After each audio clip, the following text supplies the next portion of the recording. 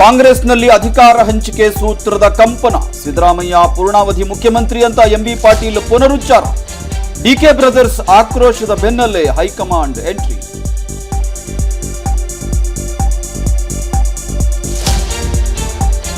ಪೂರ್ವ 3,000 ಹೆಕ್ಟೇರ್ ಬೆಳೆ ನಾಶ. ಕೂಡಲೇ ಪರಿಹಾರ ನೀಡಲು ಡಿಸಿಗಳಿಗೆ ಸರ್ಕಾರ ಆದೇಶ. ರೈತರ ನೆರವಿಗೆ ಧಾವಿಸದವರ ವಿರುದ್ಧ ಕಠಿಣ ಕ್ರಮದ ಎಚ್ಚರಿಕೆ.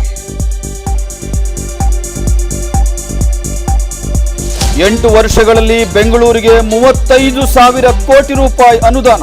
ಆದರೂ ಅಭಿವೃದ್ಧಿ ಕಾರ್ಯಗಳು ಅಪೂರ್ಣ. ವಿಸ್ತಾರ ನ್ಯೂಸ್ ವರದಿ ಬೆನ್ನಲ್ಲೇ ತನಿಖೆಯ ಸುಳಿವು ನೀಡಿದ ಸರ್ಕಾರ. ಪೊಲೀಸ್ ಇಲಾಖೆಯ ಕೇಸರೀಕರಣಕ್ಕೆ ಹೊರಟಿದ್ದೀರಾ? ನೈತಿಕ ಪೊಲೀಸ್ಗಿರಿ ಪ್ರಸ್ತಾಪಿಸಿ ಖಾಕಿ ಪಡೆಗೆ ಸಿಎಂ ಡಿಸಿಎಂ ತರಾಟೆ. ಈ ವರ್ಷದ ಆಚರಣೆಗಳ ಪಟ್ಟಿಯಲ್ಲಿ ಟಿಪ್ಪು ಜಯಂತಿಗೆ ಕೊಕ್.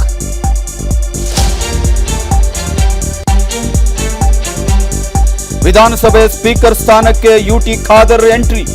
ಪ್ರಮಾಣ ವಚನ ಸ್ವೀಕರಿಸಿದ 16 ಶಾಸಕರಿಗೆ ಕೈತಪ್ಪತ್ತ ಮತದಾನದ ಹಕ್ಕು. ಬಸ್ ಟಿಕೆಟ್ ಪಡೆಯೋದಕ್ಕೆ ಶುರುವಾಯಿತು ಕಿರಿಕ್.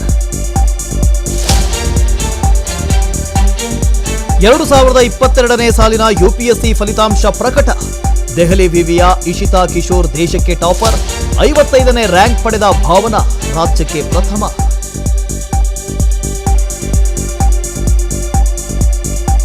ಆಸ್ಟ್ರೇಲಿಯಾದಲ್ಲಿ ನಮೋ ಉತ್ಸವ. ಸಿಡ್ನಿ ಒಲಿಂಪಿಕ್ ಪಾರ್ಕ್ನಲ್ಲಿ ಅನಿವಾಸಿ ಭಾರತೀಯರ ಜೈಕಾರ. ಮೋದಿಯನ್ನು ಬಾಸ್ ಎಂದು ಬಣ್ಣಿಸಿದ ಆಸೀಸ್ ಪ್ರಧಾನಿ.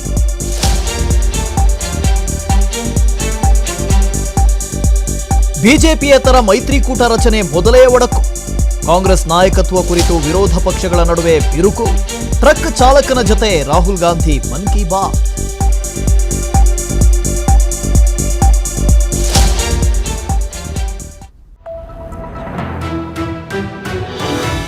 ವಿಸ್ತಾರ ನ್ಯೂಸ್, ನಿಖರ ಜನಪರ.